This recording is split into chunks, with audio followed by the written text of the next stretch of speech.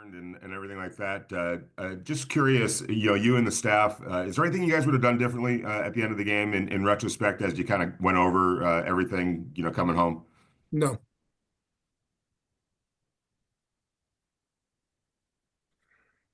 Hey, Antonio, on that last play, did you think the play was blown dead? we heard a whistle on our sideline.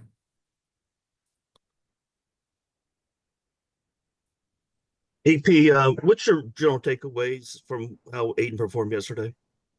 Thought he competed. I thought for what we knew we was getting with Spags and that defense, that he stood in the pocket, made some tough throws, took some hits, took the shots down the field like we wanted. We had some opportunities to take shots down the field. He threw them. And I thought our skill guys did a hell of a job competing and making some really big plays for us. Antonio, going back to the hearing a blown whistle, is that something that you guys will take to the league, to try to voice your argument? Yeah, I mean, we'll get, like we normally do, we do that every game. I mean, typically anywhere from 3 to 5 questions, and then we'll get a letter within, 24 to 36 hours, and we'll read it and learn from it. I think you guys had a season high in sacks and the quarterback pressures yesterday. What was the reason for that success that you saw? Well, we just talked about being relentless. No different every year we play Kansas City with Patrick. It takes everybody. It can't be the Max Crosby show. And I thought yesterday, just the overall rush coordination, the rush plan, the strain, the finish, 44, 9, 69. I thought they all had some great opportunities, some great rushes. We were winning. We talked about our role players, stepping up and beating their role players. And I thought there was really good examples of it. And I thought, from the pressures that PG was calling, I thought we were just relentless from start to finish.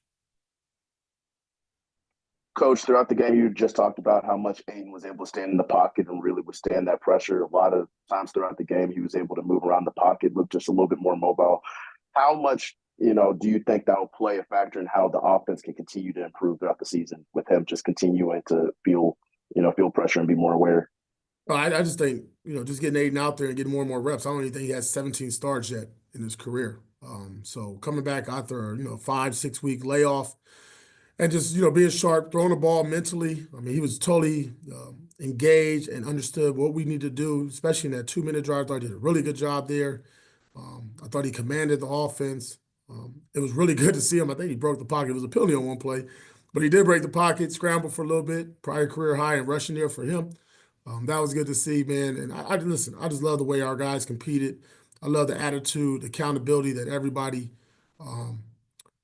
played with throughout the game and kept their chin up, in a tough loss. What's the message to the team after the game like that last night? What do you tell them to? Yeah, hey, proud of them, man. Love the effort, the dedication, determination. I actually sent the staff, or pretty much our whole organization, a text last night. I appreciate everybody's effort, dedication, commitment, and fight that they showed this week. On a short week, going to Kansas City, 10+ underdogs, with a chance to win the game there at the very end. Hey, Antonio, as a former linebacker yourself, how tough of an assignment would it be to cover Brock Bowers?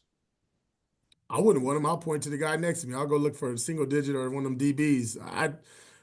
And you see it, to be honest. It's the last couple of weeks, right, with Pat Surtain and this week McDuffie and the safeties. They're not putting really too many linebackers on him throughout the game. And now we're seeing double teams and, them really shifting their zone to him. And I'll be honest, I don't really think it matters, man. I think we got a really special player on our hand. And I know he's doing a hell of a job statistically. That doesn't really help us winning games right now, but he's having an outstanding year. And more importantly, man, just seeing the smile on his face, the way he's competing, the attitude, the fight. I mean, even, late in that game, hitting that seam ball, giving us an opportunity to get down there again to kick a game-winning field goal. Just no fight in this kid, man. I just love it.